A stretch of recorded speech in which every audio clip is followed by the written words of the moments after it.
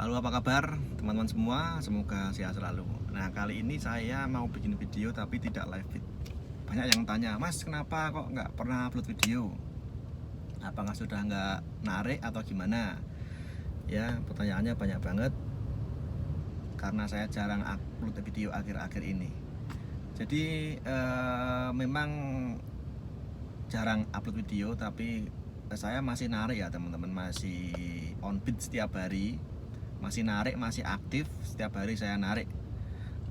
Tapi cuman memang saya tidak bikin video live beatnya. Ada beberapa hal yang membuat saya agak jarang upload video live beat. Dikarenakan apa? Yaitu ada salah satu YouTuber juga driver online di Jakarta itu kena putus mitra gara-gara membuat konten vlog bersama penumpang dan diupload ke YouTube. Kebetulan yang diputus mitra itu akunnya akun GrabCar ya. Jadi oleh karena itu saya meminimalisir dulu membuat video live feed yang menampilkan muka penumpang, karena kan saya pakai kameranya kamera HP ya, jadi terlalu kentara banget, terlalu kelihatan banget di mata penumpang. Mungkin lain kali kalau ada rezeki saya beli kamera yang kecil banget, jadi nggak begitu kelihatan penumpang. Nah, itu si driver tersebut yang diputus mitra, nanti tak kasih channelnya.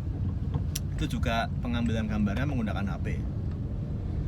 Jadi mungkin penumpang risih dan akhirnya lapor dan berujung putus mitra. Nah, karena saya mengkhawatirkan hal itu terjadi pada saya, amit-amit ya, maka saya kurangi dulu untuk live feednya bersama penumpang ya. Jadi ini apa ya, menurut saya hal yang bagi driver apes juga sih. Bagi driver yang diputus mitra itu apes, karena memang di kode etik itu tercantumkan ya, karena menyebarluaskan melalui video atau foto pengguna customer itu memang pelanggaran kode etik berujung putus mitra. Tapi kalau itu pun kalau penumpangnya lapor.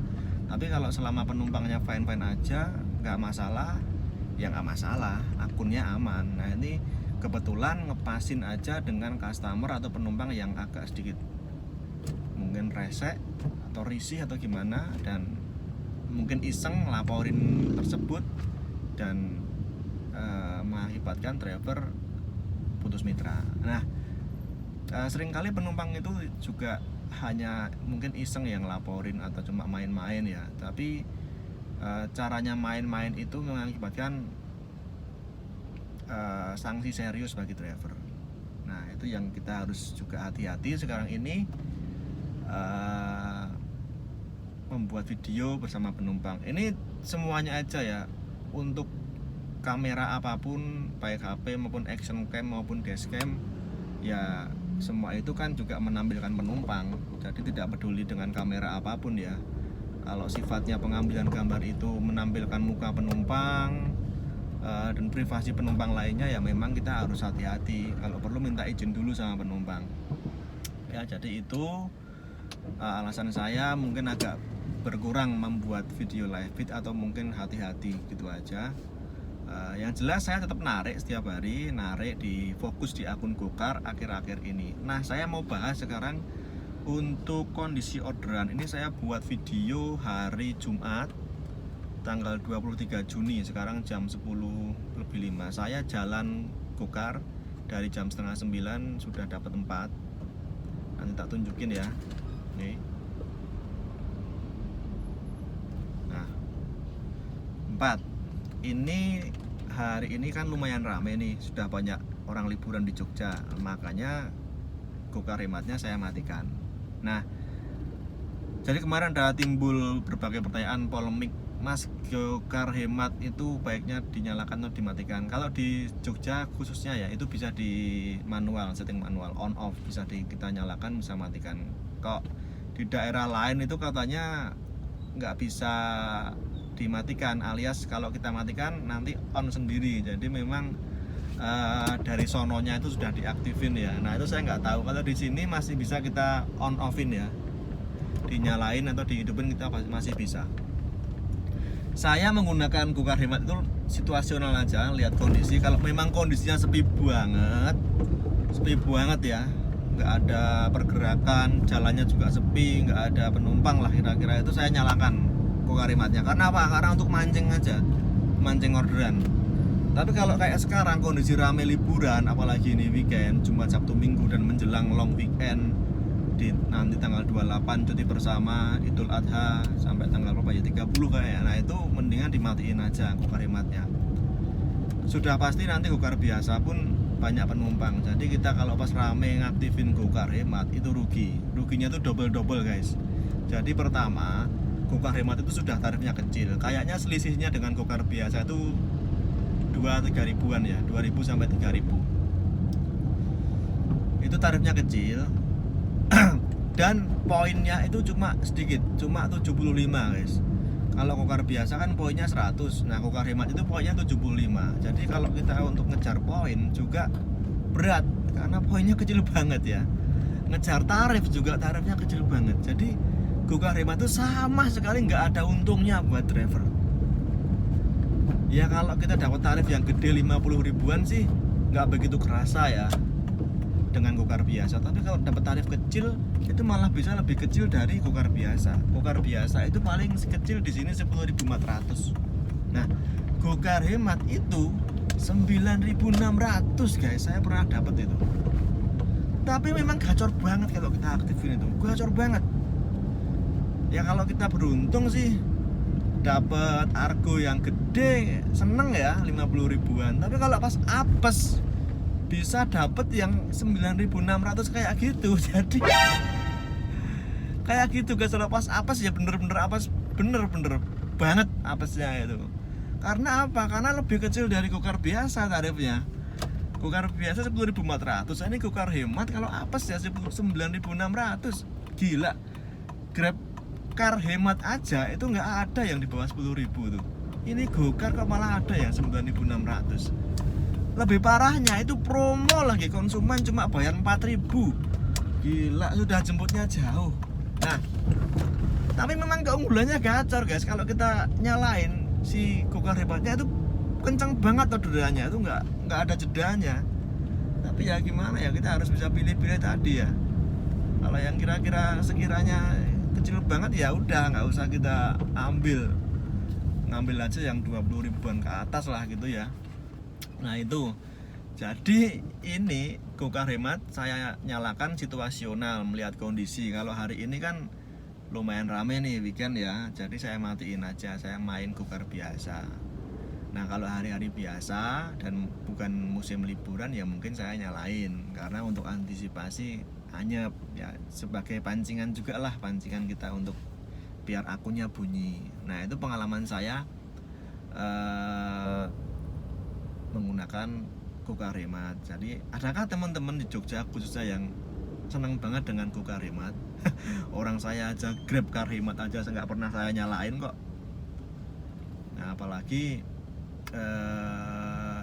go car hemat, karena kan go car kan penjemputannya kan biasanya jauh-jauh ya. Kalau Grab kan deket-deket nih, Grab car tuh deket-deket penjemputannya, jadi nggak kerasa hematnya. Lalu kalau go car kan jauh-jauh, bisa 2 kilo, 3 kilo, 4 kilo. Nah, kalau kayak gitu gimana nanti? Nah ini flashback juga, oh ya selama saya nggak bikin video tuh narik, saya kemarin juga ke Borobudur nganter wisatawan, tak update di kolom komunitas itu ya. Gelundang mas, enggak, saya itu biasanya kalau dapat Borobudur itu saya pastikan tak PP guys, PP pulang pergi, jadi saya pulangnya enggak ngelundang. Dan sebagian besar itu wisatawan pasti mau untuk PP ya, seperti itu. Jadi berangkatnya sekiranya 200, pulangnya 200, parkir nggak masalah lah, 15.000 atau 10.000 di Borobudur nggak masalah, wong kita nunggunya berhenti, mobil nggak jalan kok, nggak ngabisin BBM. Jadi itu tadi fokusnya, tapi fokusnya kalau saya di PP di apa namanya, di Borobudur, Candi Borobudur ya, itu saya fokuskan ke turis guys. Kalau orang lokal itu pasti nggak mau. Jadi jangan harap orang lokal itu PP, karena orang lokal itu pasti cari murahnya. Karena sasaran saya memang bule-bule. Jadi kalau bule itu pasti 99% tuh mau kita PP, asal dalam perjalanan itu kita friendly, bisa ngajak ngobrol, dan akhirnya nanti nawarin PP apa tuh pasti dia mau. Disamain aja tarifnya dengan tarif berangkat, samain aplikasi. Misal tarif berangkatnya 200, nah nanti kalau di PP ya 200 lagi, nggak apa-apa. Itu mereka sudah apa ya, sudah merasa murah itu, daripada mereka nanti kesulitan cari transportasi balik ke Jogja. Mendingan kita nunggu sejam 2 jam lah, nggak lama di Borobudur, kita nunggu di parkiran sambil leyeh-leyeh, tiduran di mobil atau ngobrol-ngobrol sama tukang parkir di sana atau driver-driver lain di sana ya.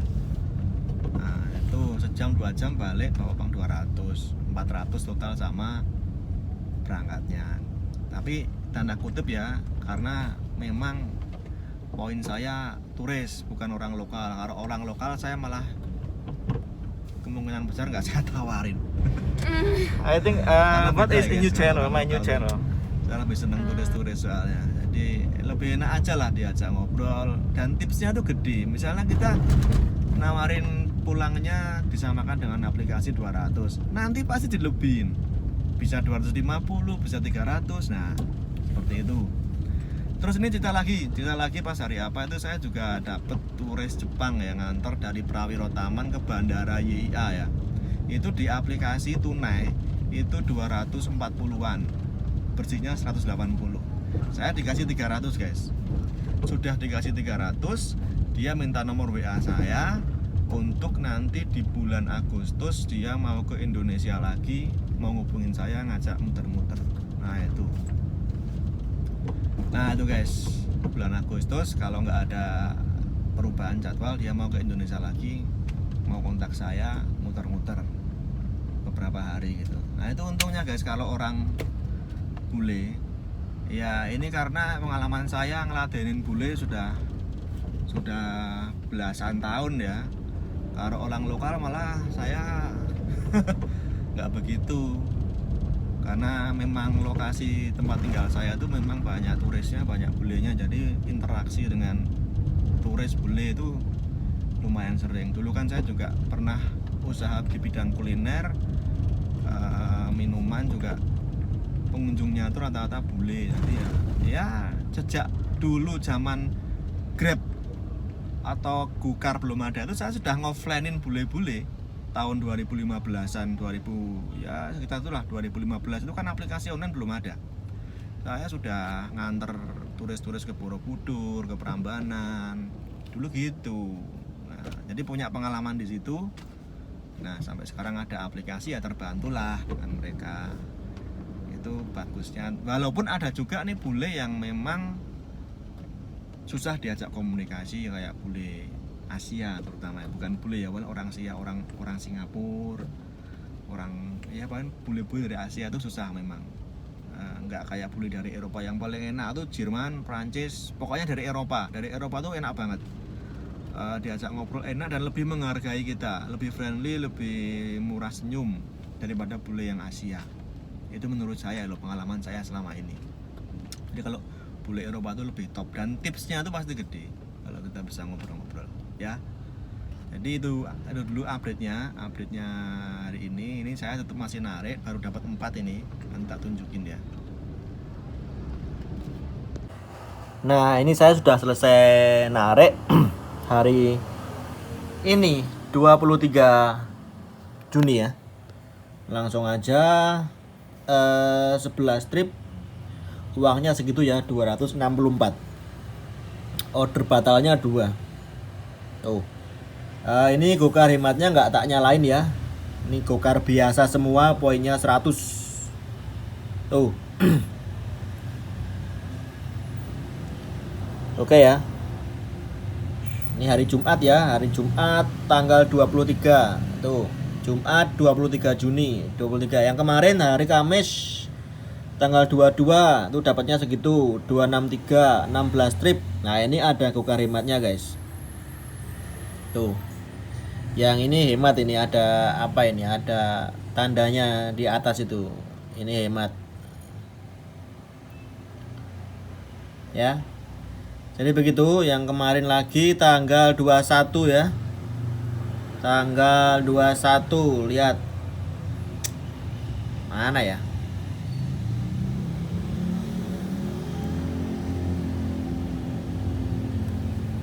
Tanggal 21 segini guys. 271. Order batalnya 6. Ini juga banyak hematnya nih. Tuh. Nah. Segitu ya. Wes, gitu aja reviewnya. Jadi intinya ini orderan udah mulai banyak, udah mulai meningkat ya. Mari kita persiapkan fisik mental. Ini Jogja udah mulai kebanjiran order. Akun-akun yang mungkin anyep ya bisa diterapi. Ini saya sudah merasakan 2 minggu ini orderannya agak naik. Oke, gitu aja teman-teman. Nanti tak bikin vlog lagi. Kira-kira yang aman lah ya, yang tidak menampilkan muka penumpang sementara. Karena takut kena laporan, kena PM malah berabe nanti ya. Oke, terima kasih. Semoga bermanfaat. Mantap.